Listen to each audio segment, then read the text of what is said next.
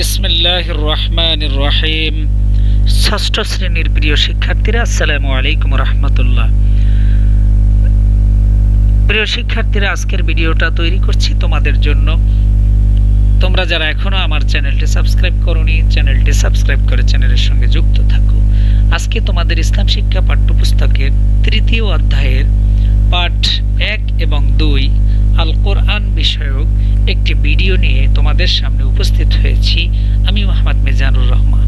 আর এই পাঠটি রয়েছে তোমাদের পাঠ্যপুস্তকের পৃষ্ঠা 44 এবং 46 পৃষ্ঠায়, 44 থেকে 46 পৃষ্ঠায়। চলো শুরুতেই আজকের পাঠগুলো, বইয়ের পাঠ থেকে একদম প্রশ্ন আকারে তোমাদের প্রশ্নগুলো তুলে ধরেছি উত্তর সহকারে। চলো শুরুতেই প্রথম যে প্রশ্নটা, সেটা হলো আল কোরআনের সংক্ষিপ্ত পরিচয় দাও। সংক্ষিপ্ত উত্তর 2 নম্বরের জন্য 2টি প্যারায় এভাবে লিখলেই হয়ে যাবে ইনশাআল্লাহ। কোরআন মাজিদ সর্বশেষ ও সর্বশ্রেষ্ঠ আসমানি কিতাব। এটি মহান আল্লাহর বাণী। মানবজাতির হিদায়াতের জন্য আল্লাহ তাআলা শেষ নবী হযরত মুহাম্মদ সাল্লাল্লাহু আলাইহি ওয়াসাল্লামের উপর এই কিতাব নাজিল করেন। ইনশাআল্লাহ এতটুকুই যথেষ্ট তোমাদের জন্য।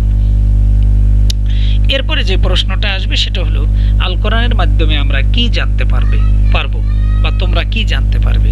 সেক্ষেত্রে উত্তরটা এভাবে লিখতে পারবে। শুরুতেই তোমরা আল কোরআনের সংক্ষিপ্ত পরিচয়টা দিয়ে নেবা। আল কোরআন সর্বশেষ ও সর্বশ্রেষ্ঠ আসমানি কিতাব। ইহা হলো সকল বিজ্ঞানের মূল উৎস। অর্থাৎ একটা জ্ঞান দিয়ে নিতে হবে কোরআনের সঙ্গে, যেভাবে পারো একটা পরিচয় কোরআনে দিয়ে নিতে হবে। তারপরে এর মাধ্যমে আমরা জানতে পারবো মহান আল্লাহ তাআলার পরিচয়, তার গুণাবলী, ঈমান ও ইসলামের সকল বিষয়।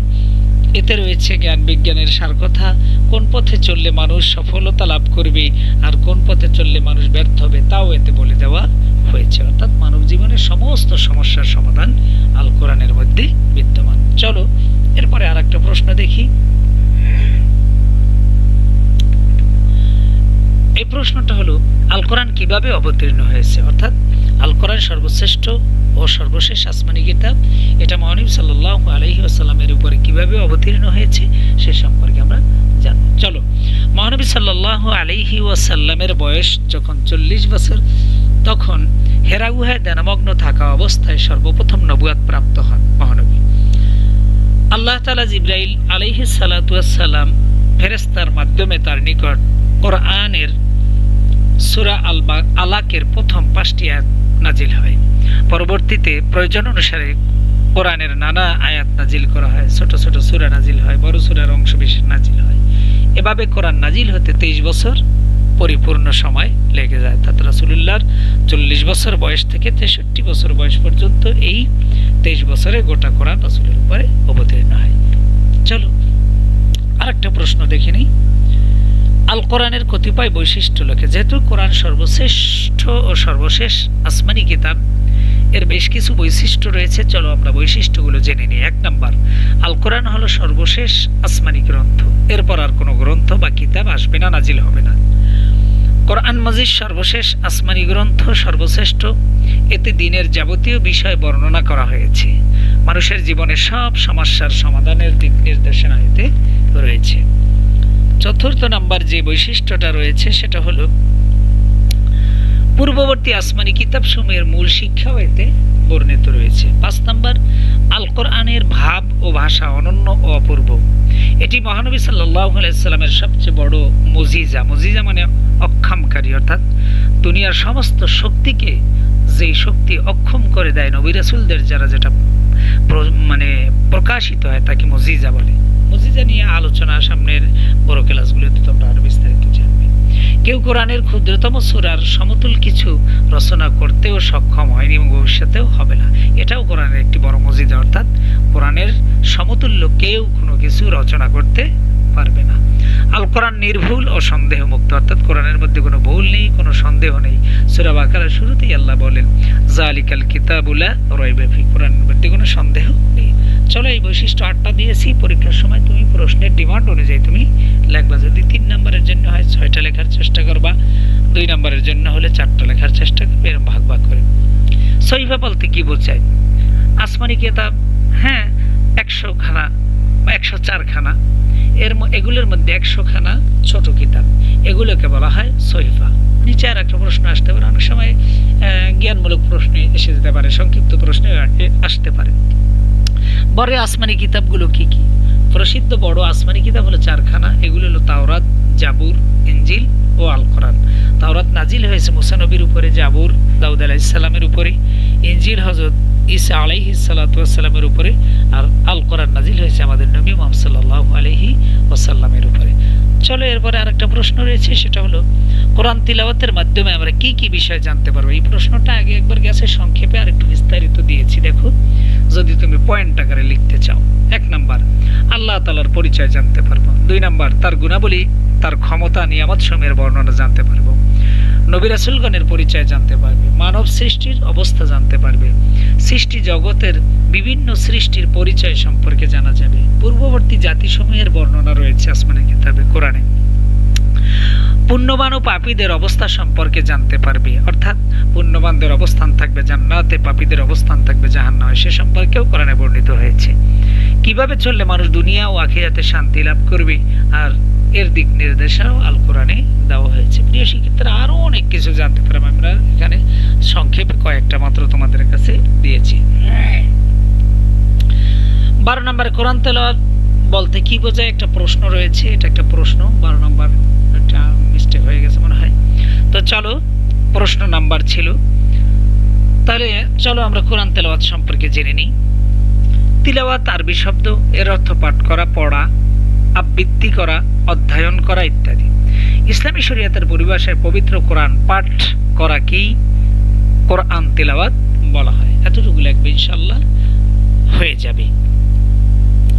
তিলাওয়াত মানে পাঠ করা, কোরআন তেলাওয়াত, কোরআন পড়াকেই কোরআন তেলাওয়াত বলে। কোরআনকে কোরআন বলা হয় কেন? একটা চমৎকার প্রশ্ন, এটা পরীক্ষায় কিন্তু আসার সম্ভাবনা খুব বেশি। কোরআন আরবি শব্দ, কোরআন শব্দের অর্থ পঠিত, অর্থাৎ যা পাঠ করা হয়েছে। সারা বিশ্বে আল কোরআনই সবচেয়ে বেশি পাঠ করা গ্রন্থ, সবচেয়ে বেশি পাঠ করা হয়। যেমন মুসলমানগণ দৈনিক 5 বার সালাতে কোরআন তেলাওয়াত করেন।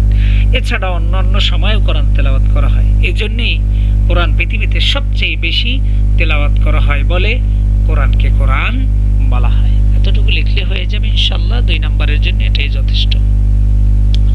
চলো আরেকটা প্রশ্ন, এটা হলো কোরআন তেলাওয়াতের উদ্দেশ্যগুলো কি কি, অর্থাৎ কি কারণে আমরা কোরআন তেলাওয়াত করব?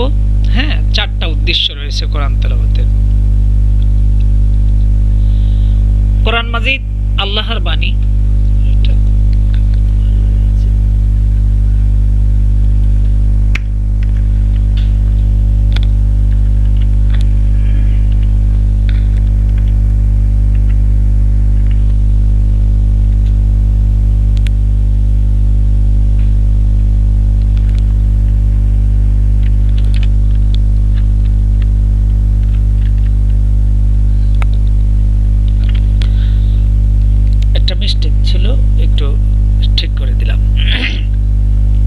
তাহলে কোরআন তেলাওয়াতের উদ্দেশ্যগুলো কি কি?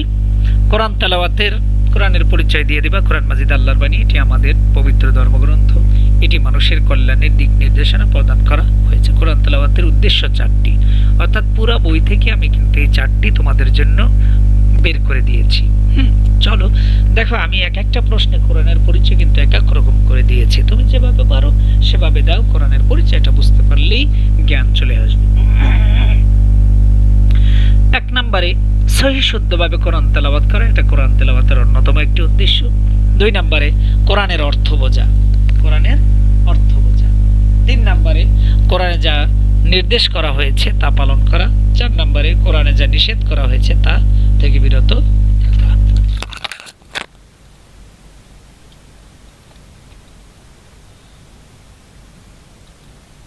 ইনশাআল্লাহ আশা করি তোমরা ভালো করবে। চলো এবার আমরা সামনে যাই।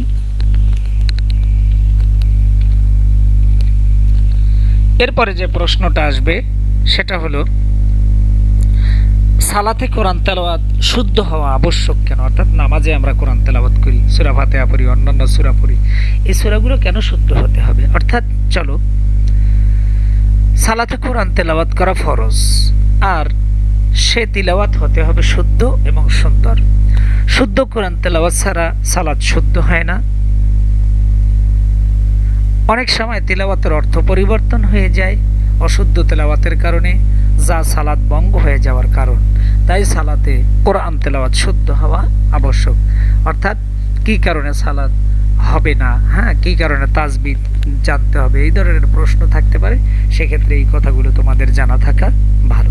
চলো এরপরে আর একটা প্রশ্ন নিয়ে এসেছি, সেটা হলো কোরআন তেলাওয়াতের ফজিলত বা মাহাত্ম্য। এই প্রশ্নটা কিন্তু খুবই ইম্পর্টেন্ট। হ্যাঁ, চলো, কোরআন তেলাওয়াত একটি ফজিলতপূর্ণ নফল ইবাদত। কোরআন তেলাওয়াতের ফজিলত বা মাহাত্ম্য অনেক বেশি। কোরআন মাজিদ তিলাওয়াত করা হলো নফল ইবাদতের মধ্যে সর্বোত্তম ইবাদত। কোরআন তেলাওয়াত করলে আল্লাহ তাআলা খুশি হন। যেই ঘরে কোরআন পড়া হয় সে ঘরে আল্লাহ পাকের রহমত নাজিল হয়। এই মর্মে মহানবী সাল্লাল্লাহু আলাইহি ওয়াসাল্লাম বলেন, পবিত্র কোরআনের প্রতিটি হরফের পরিবর্তে 10টি করে নেকি লেখা হয়। অর্থাৎ তুমি যদি আলহামদুলিল্লাহ পড়ো তাহলে আলহামদুলিল্লাহর মধ্যে যতটা হরফ রয়েছে ততটা নেকি তোমাকে আল্লাহ দিবেন। যেমন বিসমিল্লাহির রহমানির রহিম, কেউ যদি এতটুকু তিলাওয়াত করে তাহলে এর মধ্যে 19টা হরফ রয়েছে, তাহলে সে একদম 190টা নেকি তার আমলনামায় আল্লাহ লিপিবদ্ধ করবেন। সুতরাং বোঝা গেল যে কোরআন তেলাওয়াত অত্যন্ত ফজিলতপূর্ণ কাজ। আমরা সবাই বেশি বেশি কোরআন তেলাওয়াত করব। অন্য আরেকটা হাদিসে রাসূল বলেন, আফদলুল ইবাদাতি তিলাওয়াতুল কোরআন, অর্থাৎ সর্ব উত্তম নফল ইবাদত হলো কোরআন তেলাওয়াত করা। তাহলে আমরা বেশি বেশি করে কোরআন তেলাওয়াত করব। চলো আর একটা প্রশ্ন, নাজিরা তিলাওয়াত বলতে কি বোঝায়? নাজিরা শব্দটা নজর থেকে এসেছে। আর নজর মানে দৃষ্টি, হ্যাঁ, নাজিরা মানে দেখা। আল কোরআন আল্লাহ তাআলার বাণী, কোরআন মাজিদ দেখে দেখে পড়া উত্তম ইবাদত। আর আল কোরআন দেখে দেখে পড়া কি নাজিরা তিলাওয়াত বলা হয়। কত ছোট, এতটুকু লিখলেই হয়ে যাবে। অতিরিক্ত কিছু কথা দিয়েছি, পারলে লিখবে, না পারলে না লিখলেও তুমি নাম্বার দিতে বাধ্য হবে শিক্ষকগণ। কোরআন মাজিদ দেখে দেখে বা মুখস্থ যেভাবে পাঠ করা হোক না হোক, তাতে পুণ্য রয়েছে, সওয়াব রয়েছে, নেকি রয়েছে। কোরআন পাঠে অনেক প্রশান্তি আনে, অন্তরাত্মা পরিশুদ্ধ হয়। কিয়ামতের দিন কোরআন আল্লাহর নিকট তাদের জন্য সুপারিশ করবে যারা পৃথিবীর জীবনে কোরআন মাজিদ তেলাওয়াত করত। হাসরের ময়দানে কোরআন তার তেলাওয়াতকারীর জন্য সুপারিশ করবেন। চলো এবার কিছু আমরা মূল্যায়নের মধ্যে যাই, বহু নির্বাচনী আকারে প্রশ্ন, জ্ঞানমূলক প্রশ্ন।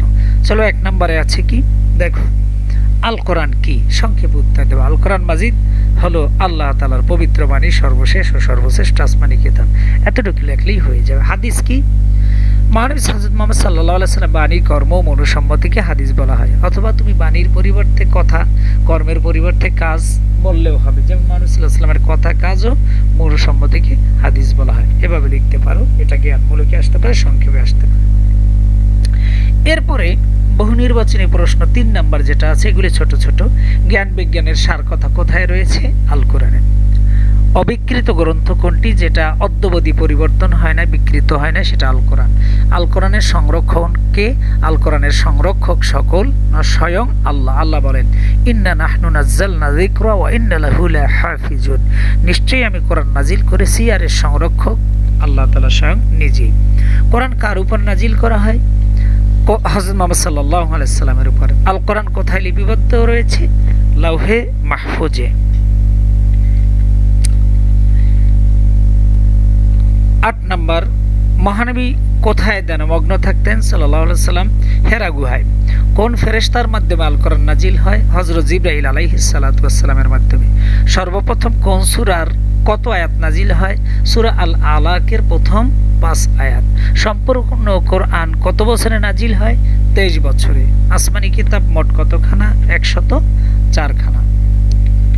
13 নম্বর প্রশ্ন, চলো, সহিফা কতখানা? 100 খানা। তিলাওয়াত অর্থ কি? পাঠ করা বা পড়া, আবৃত্তি করা। কোরআন শব্দের অর্থ কি? পঠিত। পৃথিবীর সবচেয়ে বেশি পঠিত গ্রন্থ কোনটি? আল কোরআন। কোরআনের প্রতিটি হরফ তিলাওয়াতে কত নেকি হয়? 10 নেকি হয়। প্রিয় শিক্ষার্থীরা, চলো তোমাদের বাড়ির কাজগুলো দিয়ে দিচ্ছি। বাড়ির কাজগুলো অবশ্যই নোট করে খাতায় পড়বে।